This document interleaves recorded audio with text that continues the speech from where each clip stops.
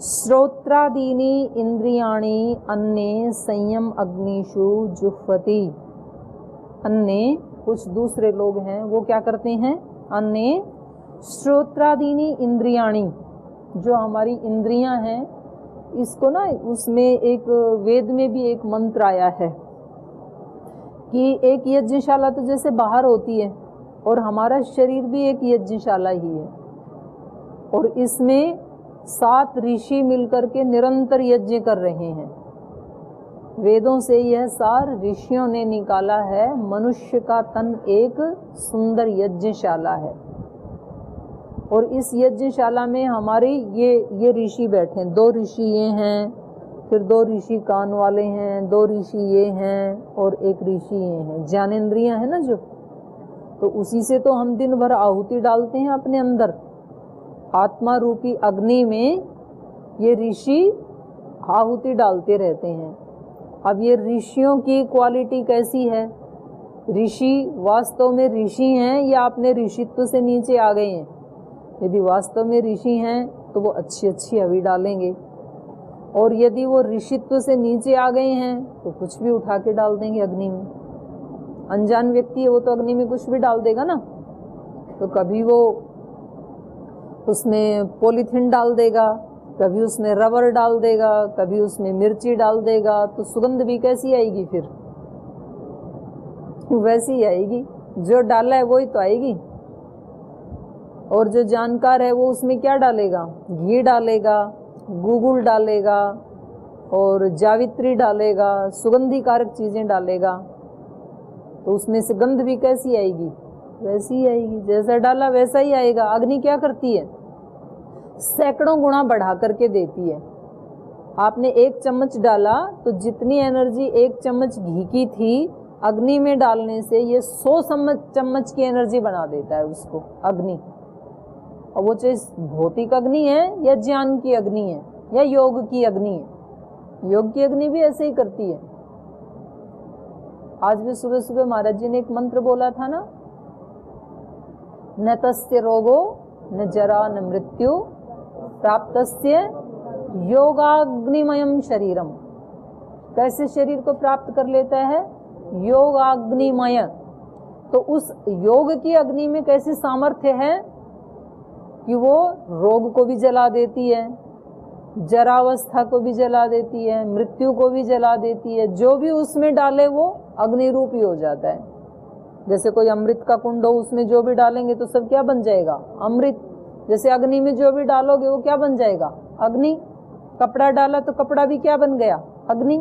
लकड़ी डाली तो लकड़ी क्या बन गया? अग्नि। लोहा डाला तो लोहा भी पिघल करके अग्नि स्वरूप ही हो जाता है। उसमें जो डाले वो वैसा ही हो जाता है।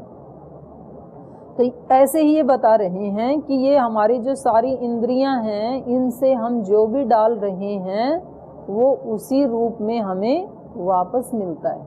तो किसी किसी के जीवन से बहुत सुगंध उठती है, उन व्यक्तियों के पास रहना अच्छा लगता है, उनसे बातचीत करना अच्छा लगता है। क्यों? क्योंकि उनके जो वाइब्रेशंस होते हैं, जिस भाव से वो जीवन को जी रहे हैं, तो वैसे वैसे उनके अंदर से वो वाइब्रेशन निकलते हैं। तो फिर वो दूसरे व्यक्ति को वो अनजाने में टच करते हैं, तो फिर वो अच्छा लगता है। किसी किसी के पास रहना बिल्कुल अच्छा नहीं लगता है। क्यों? यद्यपि बाहर से तो वो बहुत श्रेष्ठ आचरण करते हैं, बहुत अच्छा ही बोलते हैं, बहुत प्रिय ही बोलते हैं, एक भी त्रुटि नहीं करते हैं बाहर से, लेकिन फिर भी पता नहीं उनके पास बैठ करके कुछ बहुत अच्छा नहीं लगता है, सामान्य सा लगता है। और कभी कभी तो सामान्य भी नहीं लगता है। क्यों? क्योंकि बाहर से तो वो बहुत अच्छा कर रहे हैं, लेकिन अंदर से उनके भाव में कहीं ना कहीं कुछ ना कुछ दिव्यता की कमी होती है। तो ये हम जैसा डालते हैं अपनी इंद्रियों से, हमने किसी व्यक्ति को देखा, अब उस व्यक्ति को देख के कैसा भाव हमारे अंदर आया, वो ही हमारे अंदर से फिर रिफ्लेक्ट होगा। तो ये अंदर से, आंख से भी क्या हो रहा है? यज्ञ हो रहा है। इससे श्रवण इंद्रिय से भी यज्ञ हो रहा है। इसलिए ऋषि प्रार्थना क्या करते थे? भद्रं कर्णेभिः शृणुयाम देवा भद्रम पश्येमा अक्षभी यजत्राः, यजत्राः कहा वहां पर यज्ञ करने वाले, कि जैसी इन इंद्रियों के माध्यम से हम आहुति डालते हैं वैसे ही हमारे जीवन से सुगंध या दुर्गंध उत्पन्न होती है। श्रोत्रादीनि इंद्रियाणि अन्ये, अन्य मतलब दूसरे विद्वान जो इंद्रियों के विषय हैं उनको संयम अग्निषु जुह्वति, संयम रूपी अग्नि में आहूत करते हैं। जैसे कान को शब्द की इच्छा हुई तो कान के ऊपर संयम किया और उस इच्छा को किस में झोंक दिया, संयम रूपी अग्नि में, वहां रोक दिया, तो ये भी अपने आप में यज्ञ हो गया है जी। प्रत्याहार क्या, हाँ, तो उसको शब्दादीन विषयानी अन्य इंद्रिय अग्निषु जुह्वति, इंद्रियों के विषय कौन से हैं, शब्द स्पर्श रूप रस गंध, और जब ये इंद्रियां उनकी डिमांड करें शब्द की, स्पर्श की, रूप की, रस की, गंध की, तो वो तो देना नहीं उसको, और संयम करके उस इंद्रिय पे संयम करके उस इच्छा को संयम रूपी अग्नि में झोंक देना, डाल देना, तो ये भी यज्ञ है अपने आप में। वो व्यक्ति जो भौतिक यज्ञ करता है उससे भी बड़ा यज्ञ ये है कि अपनी इंद्रियों के विषयों को संयम रूपी अग्नि में आहूत कर देना। शब्दादीनि विषयानि इंद्रियाग्निषु जुह्वति, तो शब्द स्पर्श आदि जो 5 विषय हैं कुछ लोग इंद्रिय रूपी अग्नि में उसको होम देते हैं। इंद्रिय अग्नि में मतलब इंद्रियों को संयम करके। सर्वाणी इंद्रिय कर्माणि प्राण कर्माणि च अपरे, अपरे मतलब कुछ लोग किसको यज्ञ मानते हैं, सर्वाणी इंद्रिय कर्माणि, इंद्रियों के सब कर्मों को, जितने भी हम कर्म करते हैं वो किससे करते हैं, किसी न किसी इंद्रिय से करते हैं, हाथ से करते हैं, पैर से करते हैं, कर्मेंद्रियां 5 है ना, तो मलमूत्र इंद्रिय शरीर की सफाई करती हैं वो एक कर्म है, और जो काम करते हैं वो हाथ या पैर से करते हैं, और जो काम करते हैं वो वाणी से करते हैं, तो 5 ये कर्मेंद्रियां हो गई। इसका नाम ही कर्मेंद्रियों को कर्मेंद्रिय कहते इसलिए हैं कि वो कोई ना कोई कर्म करती हैं। और छठा फिर मन, मन से भी कर्म करते हैं हम, तो जितनी भी हमारी क्रियाएं हैं वो इन इंद्रियों से होती हैं, तो इसलिए कहा सर्वाणी इंद्रिय कर्माणि, इंद्रियों के कर्म, प्राण कर्माणि च अपरे, दूसरे लोग कहते हैं कि प्राण के कर्म, प्राण के कर्म मतलब प्राण के कर्म कौन कौन से हैं, 10 प्राण है ना शरीर में, तो उनके 5 तो मुख्य प्राण है, 5 उप प्राण है, तो कुल मिला के 10 प्राण है ना, कौन कौन से, सीक्वेंस से बोलो, प्राण, अपान, समान, उदान, व्यान। प्राण कहां से कहां तक रहता है, नासिका से लेके, मुख से लेके हृदय तक। अपान हृदय से नाभि तक, प्राण अपान। व्यान कहाँ रहता है, व्यापनोति व्यान, जो व्याप्त है उसको व्यान कहते हैं। उदान, उत मतलब ऊपर, तो जिससे उल्टी आती है, छींक आती है, डकार आती है, तो किसी प्राण शक्ति से तो आती है, डेड बॉडी को तो आएगी नहीं, तो ये ऊपर की तरफ जो कार्य हो रहा है ये किसका है, उदान का।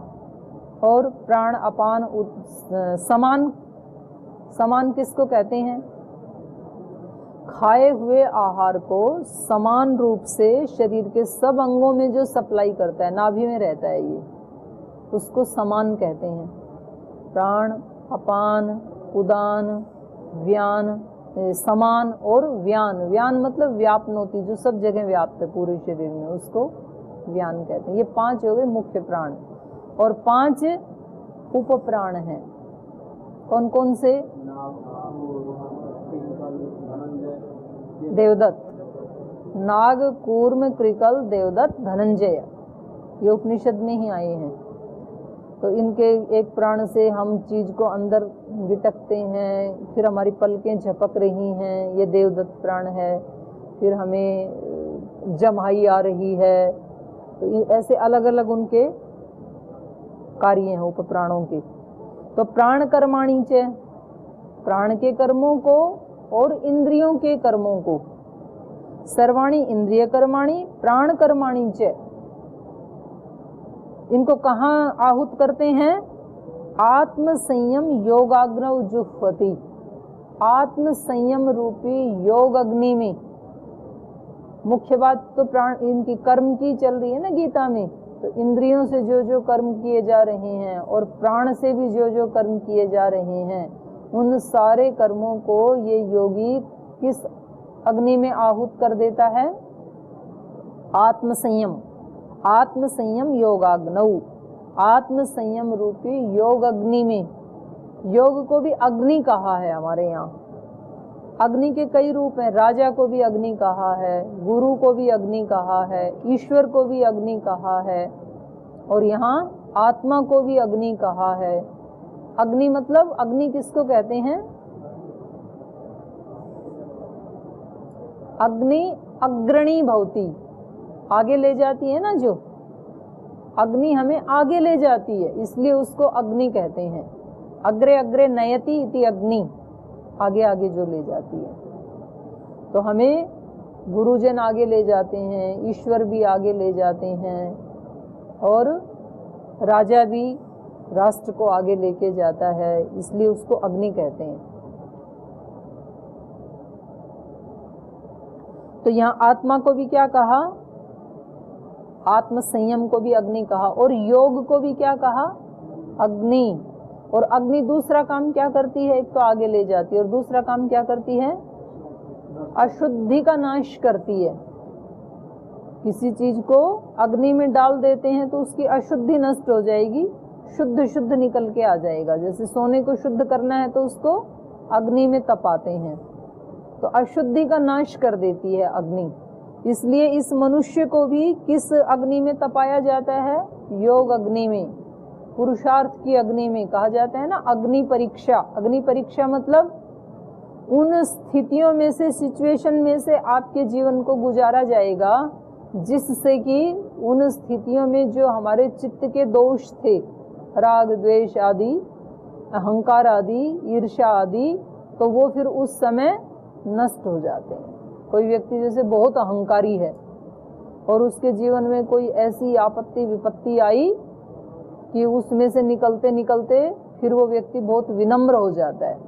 तो कहते हैं भाई ये जो परीक्षा की घड़ी आई इसके जीवन में, इस अग्नि परीक्षा में निकलने के बाद ये व्यक्ति ठीक हो गया। पहले तो ये किसी से सीधे मुंह बात ही नहीं करता था। तो अग्नि परीक्षा। और योग को भी अग्नि इसलिए कहा, योग भी क्या करता है? हमारी अशुद्धियों का नाश करता है। तो योग भी अपने आप में अग्नि है, गुरु भी अपने आप में अग्नि है। तो यहाँ आत्म संयम योगाग्नौ, क्योंकि ये जो इंद्रियों से और प्राण से जो हम कर्म करते हैं ये ऐसे ही नष्ट नहीं हो जाने वाले हैं। इनसे जो संस्कार बनते हैं ये ऐसे ही नष्ट नहीं हो जाएंगे कि हमने कोई भजन गाया, कोई मंत्र बोला, कोई प्रार्थना की और उससे ये नष्ट हो जाएंगे। बस ऐसा नहीं है। हमने कोई कथा सुनी, कोई अच्छा सा प्रवचन सुना या अच्छा सा प्रवचन दिया या कोई अच्छा सा हमने लेख पढ़ा, पुस्तक पढ़ी और हमारे दोष मिट जाएंगे, ऐसा नहीं है। कब मिटेंगे?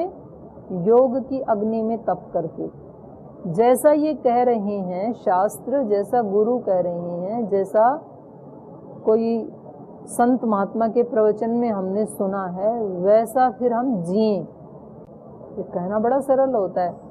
तो जब आता है और उस समय व्यक्ति का अहंकार अड़ जाता है, उस समय व्यक्ति जस्टिफाई करता है अपने दोषों को, जी मैंने जो किया वो ठीक ही किया। ऐसी स्थिति में और मैं क्या करता, आप ही बताओ। वो हमारे से भी अप्रूवल लेता है, ये कहलवाना चाहता है कि हाँ भैया आपने तो ठीक ही किया। तो जी ऐसी स्थिति हो गई, अब आप ही बताओ मैं क्या करता, नहीं बोलता तो उस व्यक्ति की इच्छा होती है कि मेरे को ये ठीक बता दें। तो उस समय अहंकार अड़ जाता है, झुकना नहीं चाहता है, और जो अड़ जाता है वो टूट जाता है। अड़ने वालों को तोड़ देती है सृष्टि की जो एक शक्ति है, तो गंगा जैसे समुद्र में जाती है, तो समुद्र ने एक बार गंगा से पूछा कि आप इतने वर्षों से इतना जल लेके आ रही हैं हिमालय से, और कहाँ जाती है, देखो दक्षिण में, उत्तर भारत से दक्षिण भारत में जाती हैं, तो आप इतने बड़े पत्थर अपने साथ लाती हो, इतने बड़े बड़े पेड़ों को, शिलाओं को, चट्टानों को, पता नहीं क्या क्या अपने साथ लेके आ जाती हो, पेड़ों को, लकड़ों को, लेकिन कभी भी आज तक आप बांस का पौधा, बांस का पेड़ अपने साथ नहीं लाई, बांस नहीं लाई आप कभी। बांस मतलब बैम्बू, जानते हो ना।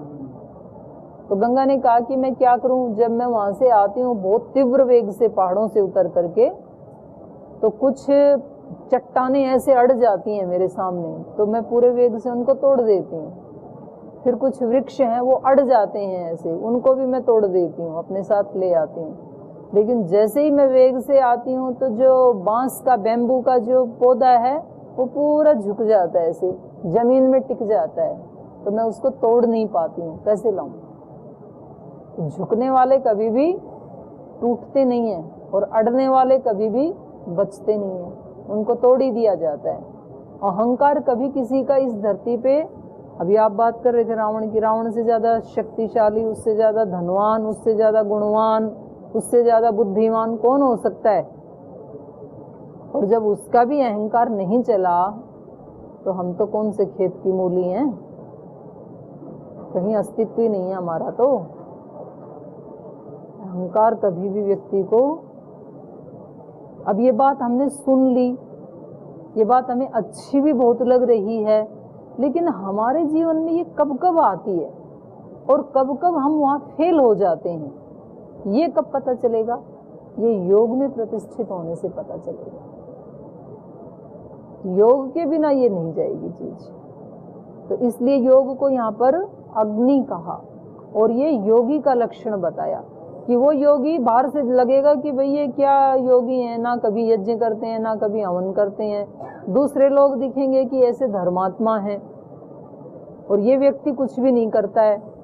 लेकिन वो क्या करता है, जैसे ऐसे योगी लोग होते हैं, जैसे स्वामी जी हैं, तो कोई भी व्यक्ति उनके सामने आते हैं तो कैसे करते हैं, वो झुक जाते हैं ना। कोई भी लाल कपड़े वाले आए तो भले ही उनके पास उतनी विद्या भी ना हो, भले ही उतना तप भी ना किया हो, झुक जाते हैं, वो योगी बन जाते हैं। तो हम योगी नहीं बने, इसका मतलब हमने अपने अहंकार को जलाया नहीं अभी, योग की अग्नि में झुकाया नहीं अभी अहंकार है इसलिए योगी नहीं बने। तो ये योगी के लक्षण बताए जा रहे हैं। सारे इंद्रियों के कर्मों को, सारे प्राण के कर्मों को आत्म संयम योग अग्नि में जुह्वति होम कर देता है। होम कर देता है तो फिर ये नहीं एहसान दिखाएगा कभी भी कि मैंने इतना काम किया, मैंने इतनी सेवा की, मैंने इतनी पढ़ाई की, ऐसा अहंकार कभी नहीं दिखाएगा। क्योंकि जो भी कर्म किए वो किससे किए, इंद्रियों से, जो भी कर्म किए वो प्राण से, और उन सारे कर्मों को इसने किस में डाल दिया, योग अग्नि में, आत्म संयम में डाल दिया। आत्म संयम योगाग्नौ जुह्वति ज्ञान दीपिते। कब डाल पाएगा, लेकिन ज्ञान दीपिते, ज्ञान की जब दीप्ति हो जाएगी तब, ज्ञान का उदय होने पर। ज्ञान, इसीलिए हमारे यहाँ ज्ञान को महत्व दिया जाता है। ज्ञान का मतलब इतना ही है, जो हमने पुस्तकों से पढ़ लिया ये ज्ञान नहीं है हमारा, ये तो किसी और का ज्ञान है, इसकी तो हम चर्चा कर रहे हैं। हमारा ज्ञान कौन सा है, जो हम बिहेव करते हैं वही हमारा ज्ञान है। तो अपने अपने ज्ञान के अनुसार हम बिहेव करते हैं, तो हमारा असली ज्ञान वही है जो हमारा अपना है।